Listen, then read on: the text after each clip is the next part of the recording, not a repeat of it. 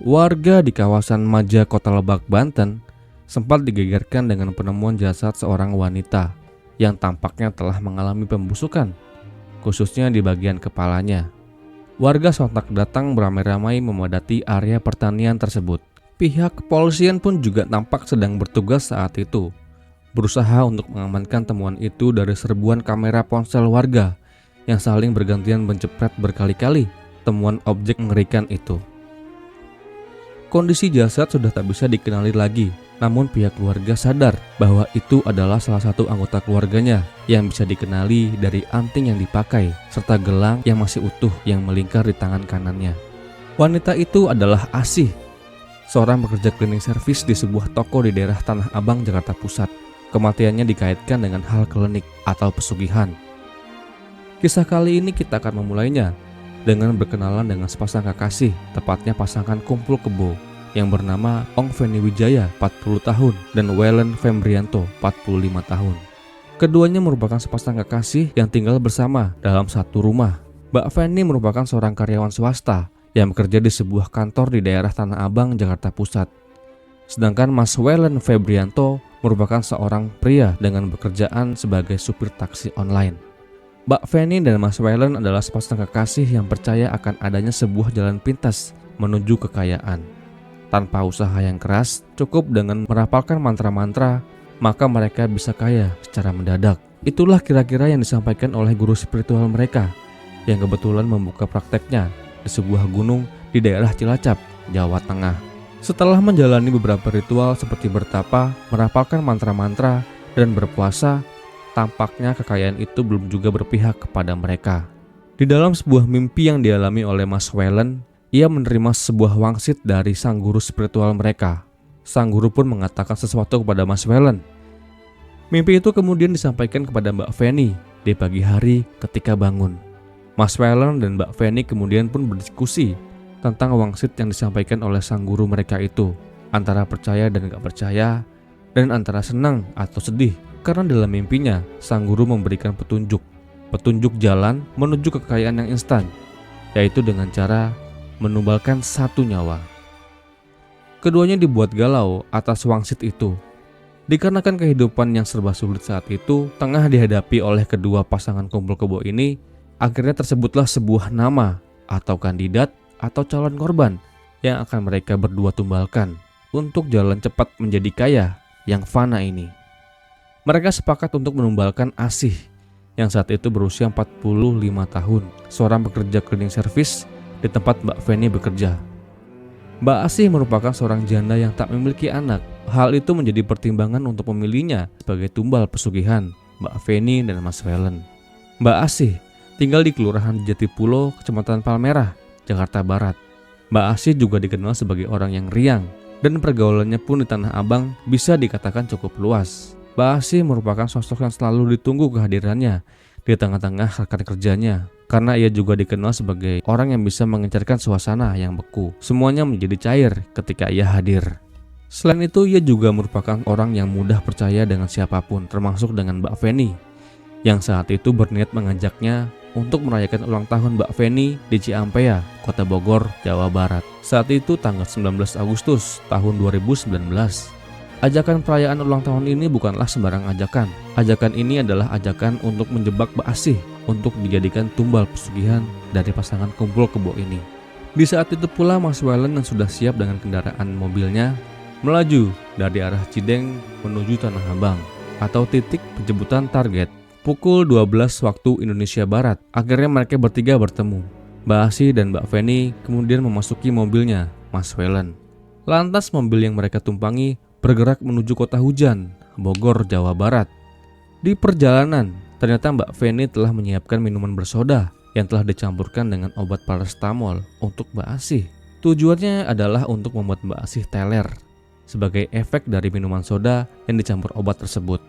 Diambilnya minuman tersebut lalu diminumnya hingga tak bersisa. Ternyata efek obat itu tak cukup membuat Mbak Asih teler, tidak seperti yang Mbak Feni dan Mas Wellen harapkan. Saat itu waktu menunjukkan pukul 18 waktu Indonesia Barat ketika mobil yang mereka bertiga tumpangi sampai di kediaman Mbak Feni di Bogor.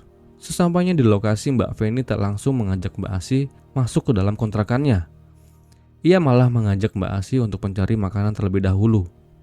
Dikarenakan kebetulan, menurut Mbak Feni di acara ulang tahunnya itu, ia lupa membeli satu item makanan. Mas Wellen yang kebetulan sudah menyiapkan segalanya, kemudian ia pun berpura-pura untuk izin dan ia pergi terlebih dahulu. Tak lama setelah Mbak Feni dan Mbak Asih pergi, Mas Wellen pun kembali lagi ke kontrakannya. Ia kemudian masuk melalui jendela yang sudah ia siapkan sedemikian rupa agar ia bisa masuk dengan mudah. Di dalam rumah kontrakan, Mas Wellen kemudian bersembunyi di balik pintu. Tak lama kemudian, suara kunci yang terbuka menandakan Mbak Feni dan Mbak Asih telah sampai di rumah kontrakan itu. Tetapi setelah sampai di rumah kontrakan itu, Mbak Feni menyuruh Mbak Asih untuk masuk terlebih dahulu. Mbak Feni akan menyusul, dikarenakan sebuah alasan ia mau ke apotek dulu membeli sebuah obat yang ia perlukan. Lalu masuklah Mbak Asih tanpa curiga. Di saat Mbak Asih sedang membuka handphonenya, tiba-tiba dari belakang dan dari balik pintu, Mas Wellen yang dari tadi sudah menunggu kehadiran Mbak Asih kemudian membekap dan mencekik Mbak Asih dengan sekuat tenaga hingga dia lemas tak berdaya. Mbak Asih ambruk ke lantai. Tubuh Mbak Asih kemudian diletakkannya di lantai. Mas Wellen kemudian memeriksa jalur nafasnya Mbak Asih. Ternyata Mbak Asih sudah tewas. Mas Wellen telah sukses menghilangkan nyawa Mbak Asih di malam itu. Sempat berdoa di dalam kamar menunggu kedatangan Mbak Feni. Tiba-tiba birahi Mas Wellen pun naik melihat tubuh lemas Mbak Asih di atas lantai itu. Mas Wellen selain seorang pembunuh berdarah dingin, ia ternyata juga seorang yang suka bercinta dengan jenazah. Jenazah Mbak Asih ia perkosa. Mas Wellen melakukan hubungan intim dengan jenazah. Juga selain pelaku miskin harta, ia ternyata juga miskin empati. Setelah puas dengan jenazah di depan matanya, datanglah Mbak Feni masuk ke kamar kontrakannya. Di dalam kamar tersebut, Mbak Feni melihat tubuh Mbak Asih sudah tergeletak dengan posisi baju yang berantakan. Ia pun curiga, tubuhnya telah diperkosa oleh Mas Wellen. Tanpa bisa bicara apa-apa, kemudian Mas Wellen mengiyakan. Ia mengaku telah melakukan perkosaan terhadap tubuhnya Mbak Asih di kamar itu ketika Mbak Feni sedang ada di luar rumah. Kekejaman kedua insan kumpul kebo ini masih terus berlanjut. Setelah dirasa berhasil mendapatkan tumbal pesugihannya, kemudian penjahat klinik ini pun menggelar sebuah ritual pesugihan. Mereka merapalkan mantra-mantra sakti mereka, menyiapkan sesaji berupa kopi hitam lengkap dengan bunga 7 rupa. Malam itu tubuh Mbak Asih mereka persembahkan untuk jalan mulus mereka menuju kekayaan yang fana.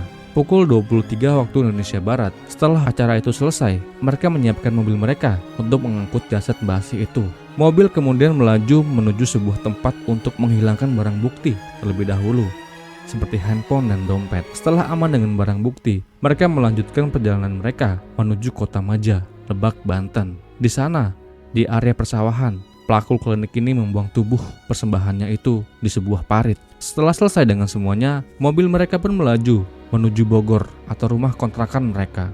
Ritual pesugihan malam itu sukses besar. Mbak Feni dan Mas Wellen tak sabar akan datangnya sebuah kemakmuran dalam hidup mereka. Suatu minggu setelah pembuangan jasad Mbak Asih, kemudian seorang petani di lokasi tempat pembuangan jasad Mbak Asih curiga akan bau busuk yang menyengat. Setelah diperiksa dengan mendatangi sumber bau, si petani pun kaget bukan main. Ia menemukan sesosok jasad yang sudah mulai membusuk dengan pakaian berwarna merah. Jasadnya tergeletak di sebuah semak-semak atau parit di lokasi persawahan itu. Segera laporan temuan itu pun ditindaklanjuti oleh warga ke pihak polisi, dan segera polisi mengevakuasi jasad itu ke rumah sakit setempat. Setelah melakukan serangkaian pemeriksaan terhadap tubuh korban, serta memeriksa saksi-saksi serta bukti-bukti berupa tayangan CCTV, maka sebuah kesimpulan bahwa pelakunya adalah Mbak Feni yang juga merupakan teman korban di kantor. Kedua pasang kumpul kebo ini akhirnya diringkus di Cilacap. Mereka diringkus ketika sedang berada di sebuah gunung yang mereka percaya sebagai tempat untuk bersemedi guna mencapai kemakmuran yang fana. Mereka ditangkap ketika mereka sedang melakukan ritual di gunung tersebut. Mbak Feni dan Mas Wellen ditetapkan sebagai tersangka pembunuhan Mbak Asih. Mas Wellen dijerat dengan pasal 340 Junto 338 KUHP atas pembunuhan berencana dengan hukuman maksimal seumur hidup. Sedangkan Mbak Feni dijerat dengan pasal 338 Junto 56, pasal 362 dan 365 KUHP dengan hukuman maksimal 15 tahun. Namun ketukan palu sang hakim mengganjar Mas Wellen dengan hukuman 12 tahun penjara. dan 6 tahun penjara untuk Mbak Feni. Sebuah hukuman yang ringan untuk kedua penjahat klinik ini. Akhir kasus ini membuat keluarga Mbak Asih sangat bersedih akan kematian anggota keluarganya yang sangat mereka cintai itu. Semoga bisa menjadi pelajaran bagi kita semua guys. Dan semoga kita selalu dihindarkan dari kejahatan-kejahatan serupa di masa-masa yang akan datang. Amin. Terima kasih telah menonton sampai menit ini. Mohon dibantu dengan subscribe, like, dan share. Karena dengan semua itu, channel ini akan terus berkembang. Terima kasih. Sekian dari Jonte. Bye-bye.